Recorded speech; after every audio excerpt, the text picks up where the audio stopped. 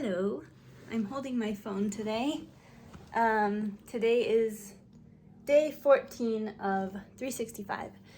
Anyways, I'm talking about things that are relevant or have come up recently in conversation with my clients, also messages that are important for the collective. And yeah, so today I thought we talk about the importance of energy work and knowing about past lives, knowing about your connection to other souls, understanding energy mix-ups, and why these things are important. I had a session today with a client who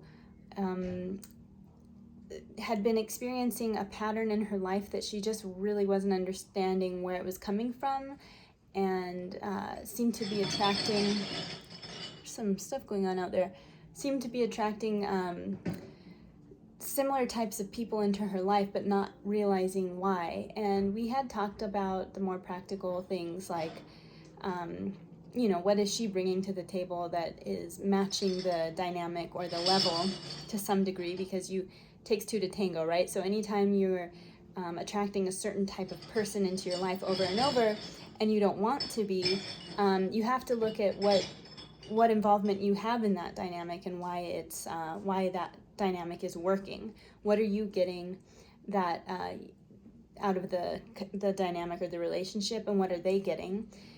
And how does that give and take work to each person's benefit, whether they think it's involving them or not. But there's also an energetic level to the reasons why we find ourselves in the same repeating patterns. Oftentimes it could be related to past life. It could be related to merging energetically with someone from the past, from either childhood or ancestors that might still be involved with you. And so when I was talking to this client, we were just doing a one-on-one session, because I do coaching one-on-one. But before I go into my coaching sessions, I will ask for just information to come through that's going to help the client and me. It's going to be in their highest and best interest. And so I try to stay tuned into the messages I'm getting when I'm in these coaching calls, even if we're talking about practical things like how to schedule your day using a planner. A lot of times my coaching calls are about very practical life skills like that. So you could say it's in the realm of life coaching, but I remain open to the more subtle forms of energy. I still want to use my channeling abilities. I still want to stay open to information that's going to be in the client's highest and best interest, that may not be coming from as much left brain thinking and logic. So anyways, when we were discussing this pattern on our call, I just got this kind of feeling that there's something related to an energy mix-up from childhood. And it was sort of revealed to me when she was sharing a story from when she was 6 years old. It's like I saw this image of something playing out and thought, maybe we need to be doing an energy healing session. So I told her about the benefits of that. We got her set up on a call that same week. And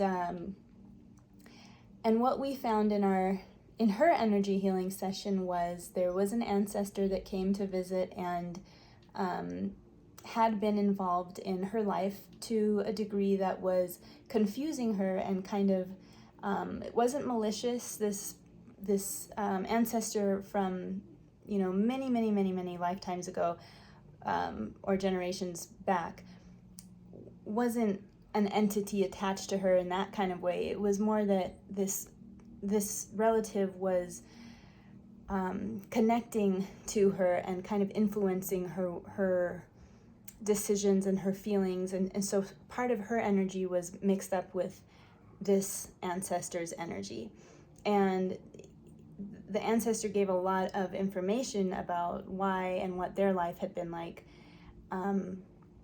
So by the time the client and I discussed what was found in the session, because I do the sessions on my own in silence, or not in silence, like I don't have the client, sometimes I'm talking out loud.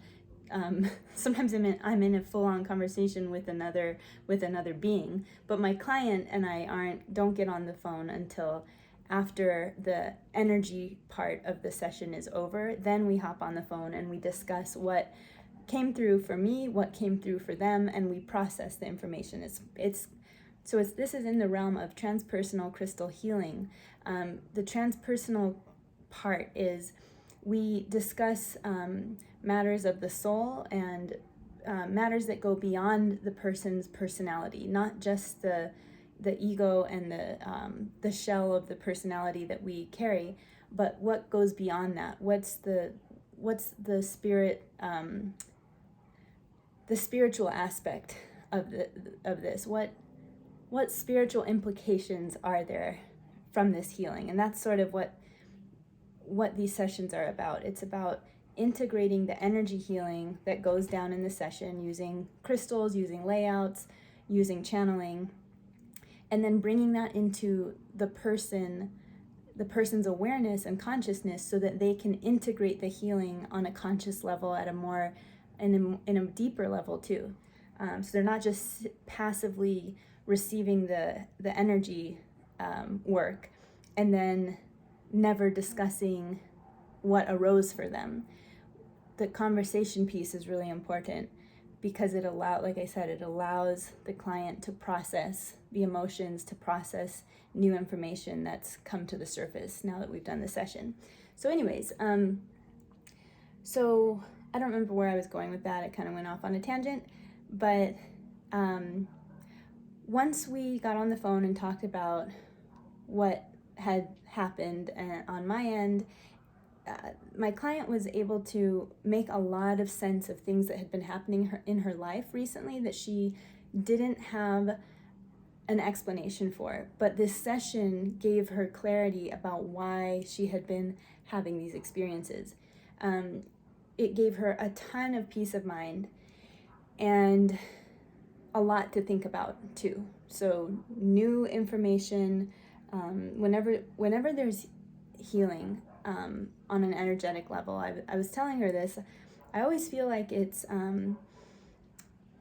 energy healing is like just doing layers. So you might lift up a layer of something from the past or some healing that needed to happen, and that's just one layer. And what is revealed to you is a new layer of information, a new layer of memories or things to process, or a new layer of potential healing. So when someone asks how often should I do these sessions, how often should I do energy healing, I really think it depends on the phase of growth that the person is in. If they're still processing information that came through from the session, they need to wait until that processing is finished and they feel like they're ready for the next layer. There have been times in my life where I had energy work every week because so much was being lifted up and it was so rapidly being integrated, and I was changing so much that I needed to do the energy work frequently. Then there have been phases where it really slows down and I might do it once a month because I'm dealing with a lot. I'm processing a lot of info from the past sessions. A lot is being lifted up, and so I need more time to integrate. So it really depends on the person. It depends on where you are. And I can always recommend the frequency on an individual basis. So I told her, let's wait 2 weeks and see how you feel, and then we can dive into the next layer if you're feeling ready. And I just stay in touch with my clients, just ask them how they feel the next day, give them information about how to be gentle with themselves and handle the healing that went down. The importance of doing energy work is this. Energy is all around us, and there's no linear time when it comes to energy healing. So you might heal something in yourself right now, but it heals generations from the past, or it's undoing a pattern that has been following you for many lifetimes.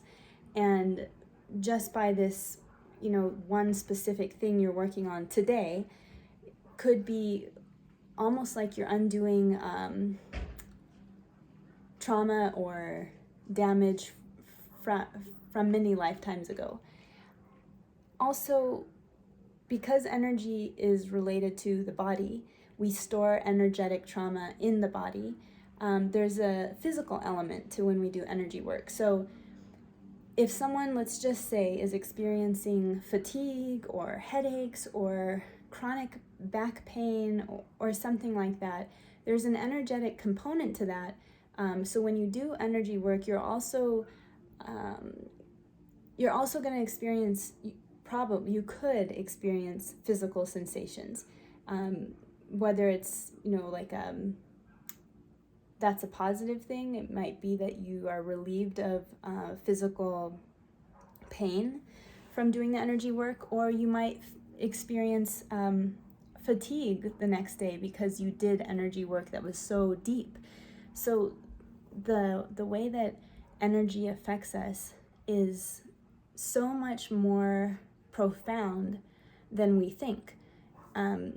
We get insight into information in our lives currently by knowing more about ourselves in this realm. And it's not separate, like energy, past lives, life between lives, ancestors, all of that kind of stuff is not separate from how we live day to day. We are impacted and influenced by these things that we cannot see. So when someone does a healing session, an energy session, whatever you want to call it, Reiki, whatever you want to call it, it's pretty much all the same shit.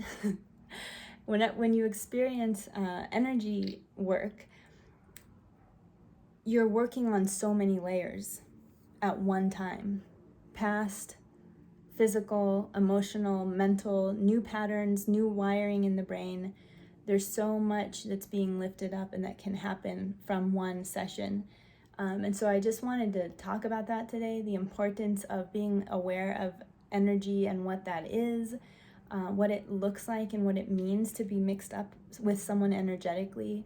If you're merged with someone, if you're carrying entities, if you're influenced by an energy, if your energy field isn't protected and cleared on a daily basis, then it's likely you are holding on to an energetic influence that isn't truly you.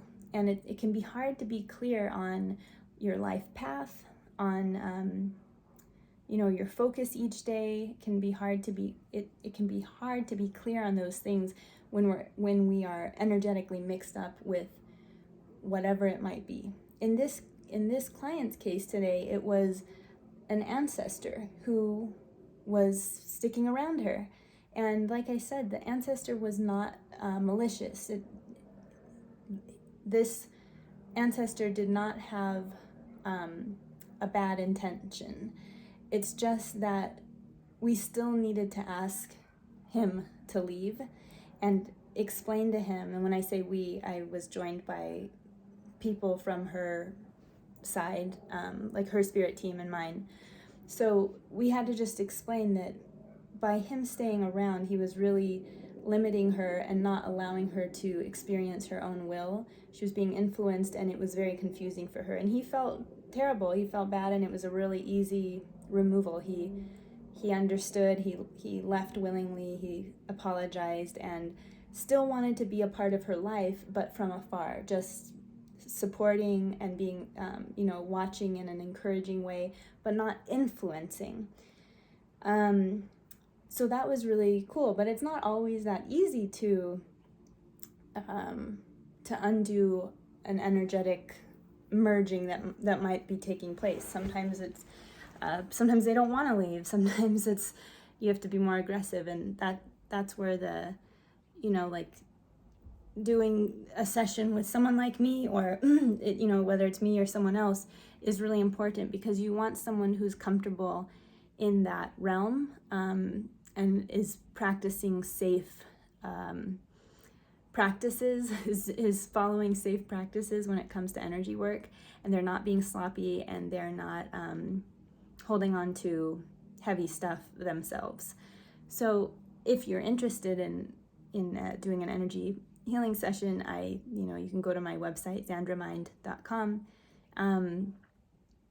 I do them for animals and humans, but this video was more just to talk about the importance of energy healing, and what all the layers it can influence in your life for the better. When we do energy work on ourselves, when we are doing the inner work, the psychological work, the mental work, and the energetic work as a combination, in my opinion, we are doing really profound healing, and we're really taking our personal power back, our inherent power, our inherent goodness. We're reclaiming it for ourselves when we approach inner work from all angles, from all levels, because they all relate. So it's a more holistic approach rather than just doing one type of therapy or one type of healing modality. We should be focused on, like I said, the energy is related to physical, emotional, psychological, and we still want to focus on our psychological patterns by themselves, like our mental patterns, our belief systems. We also want to work on our emotional management, our emotional awareness, and we want to also think about nutrition in our bodies, because that has a huge influence on our quality of life, on how we think and how we feel. So inner work is multi-layered, and just consider that. Consider doing all levels of healing, all levels of inner work and growth. Okay, my arm is so tired. I'll see you tomorrow for day 15, and I hope that you have a great day. Bye.